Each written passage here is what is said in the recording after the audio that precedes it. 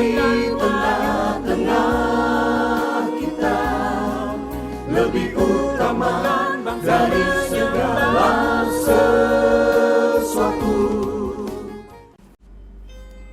Nyanyian dalam penjara.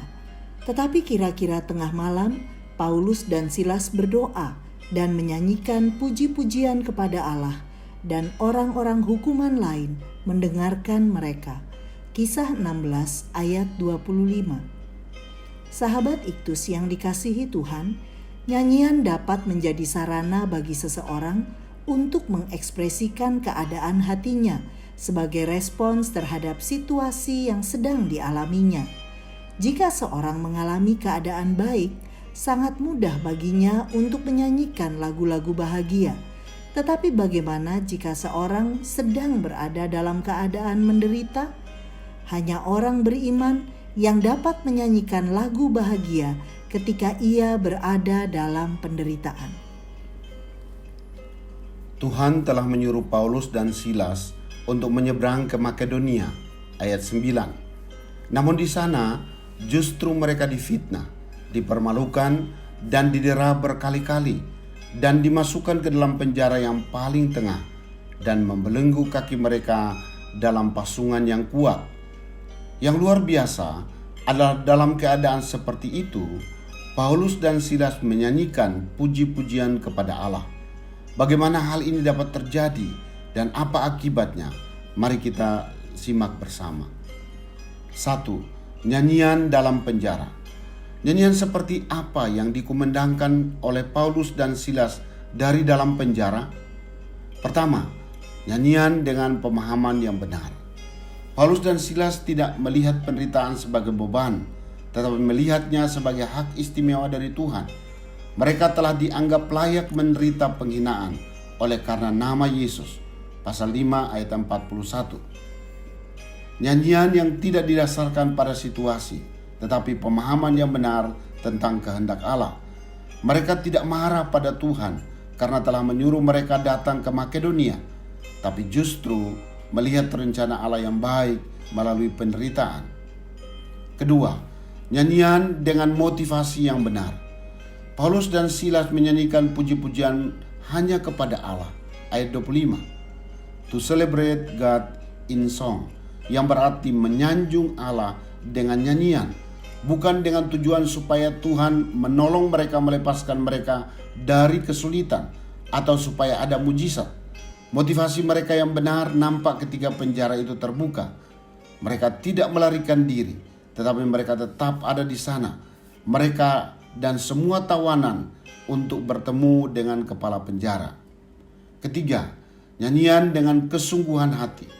Dalam ayat 25 dikatakan bahwa suara mereka terdengar oleh orang-orang hukuman lain yang ada di dalam penjara itu. Posisi mereka ketika di penjara adalah ada di penjara paling tengah. Artinya, ada di tempat yang diasingkan dari tahanan lain. Tetapi karena kesungguhan hati mereka menyanyi, maka suara mereka terdengar ke banyak pihak. Penderitaan yang mereka alami tidak menghambat kesungguhan hati mereka menyanyikan puji-pujian bagi Tuhan. 2. Nyanyian yang berkuasa. Nyanyian dari penjara dapat menjadi nyanyian yang penuh kuasa. Pertama, terjadi demonstrasi kuasa Allah. Ayat 26.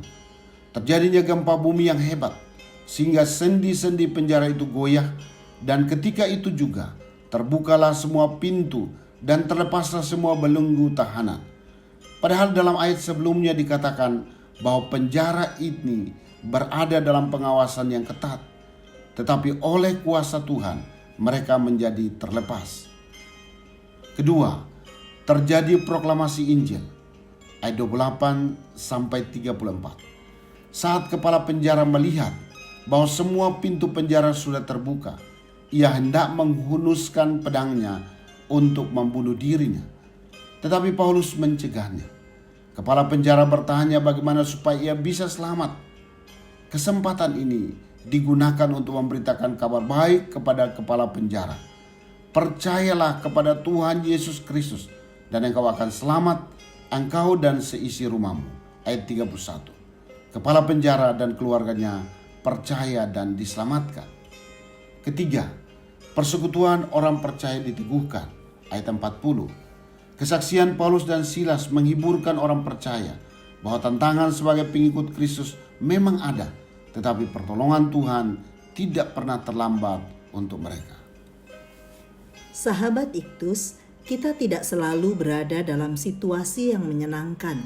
Mengalami keadaan yang sama sekali tidak pernah kita harapkan adalah hal yang sangat menyakitkan. Terpenjara secara fisik merupakan penderitaan karena ruang gerak kita menjadi terbatas.